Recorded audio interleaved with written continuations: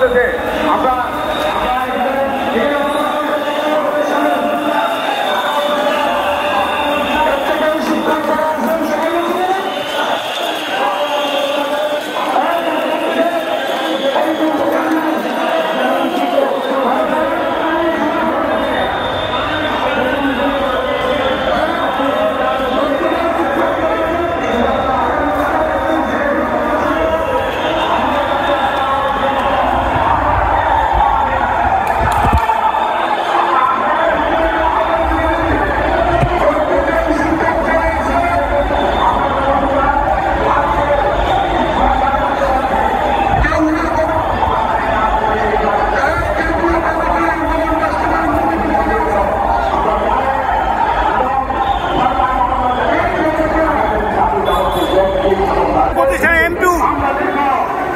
আপনাদের উপরে বাড়ছে শিক্ষা প্রতিষ্ঠানে এমপি করার লাগে আবেদন।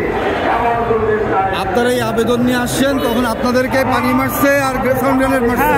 পানি দিচ্ছে, বুম ফুটাইলো।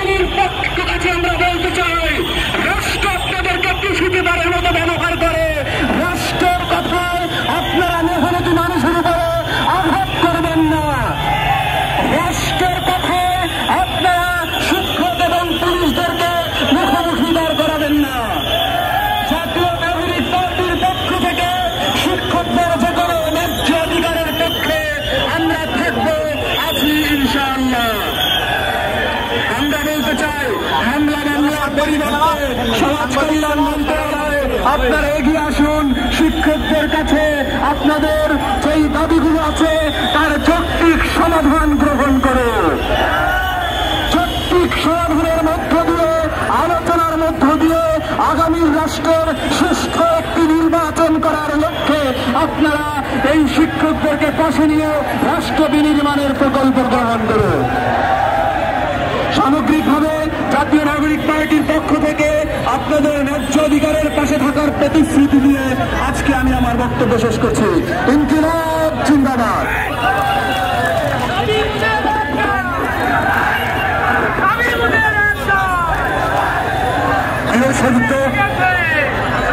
আমরা শিক্ষকদেরকে অনুরোধ জানাচ্ছি আপনারা শান্তিপূর্ণভাবে অবস্থান করবেন, পুলিশের সাথে কোনো ধরনের মুখোমুখি অবস্থানে আপনারা যাবেন না এবং আইন শৃঙ্খলা বাহিনীদেরকে আমরা অনুরোধ করছি আপনারা লাঠির পরিবর্তে আলোচনার পথ বেছে নেন। লাঠি ব্যবহার করার পরিণাম কখনোই ভালো হবে না। শিক্ষকরা শান্তিপূর্ণভাবে থাকবেন, ইনশাল্লাহ এই দাবি বাস্তবায়ন হবে। বাংলাদেশ পরিবহন বিপ্লব সমন্বয় দেশের পক্ষ থেকে জাতীয় নাগরিক পার্টিকে সরকারের অভিনন্দন এবং কৃতজ্ঞতা। আমরা ধন্যবাদ জানাচ্ছি শান্তভাইকে।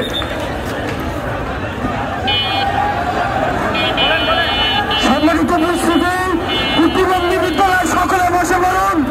আমরা অবশ্যই শান্তিপূর্ণ কর্মসূচি করছি, আমাদের উপর অবশ্যই প্রশাসনের সুদৃষ্টি থাকবে। আপনারা যার যার অবস্থানে বসে থাকুন, আমরা আমাদের শান্তিপূর্ণ কর্মসূচি চলবে, আমরা আছি, আমরা থাকবো। আপনারা বসুন, প্রতিবন্ধী প্রতিনিধিবৃন্দ সবাই আপনারা স্বস্থানে বসে পড়ুন। আমরা আমাদের শান্তিপূর্ণ কর্মসূচি চালু রাখছি, অব্যাহত থাকবে। এই বিয়ে সব করি আসেন। আমাদের গুলো একটু শক্তভাবে দাঁড়িয়ে দেয়, আমরা যেন কোনোরকম হট্টগোল না করি।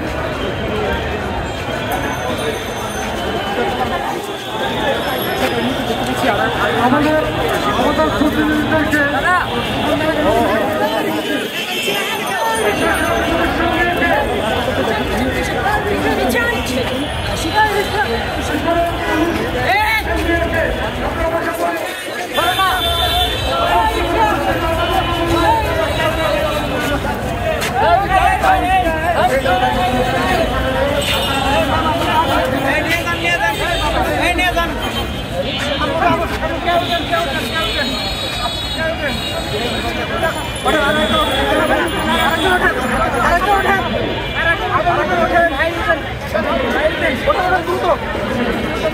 দেখেন কিভাবে লাঠি চার্জ করা হচ্ছে শিক্ষকদের উপর।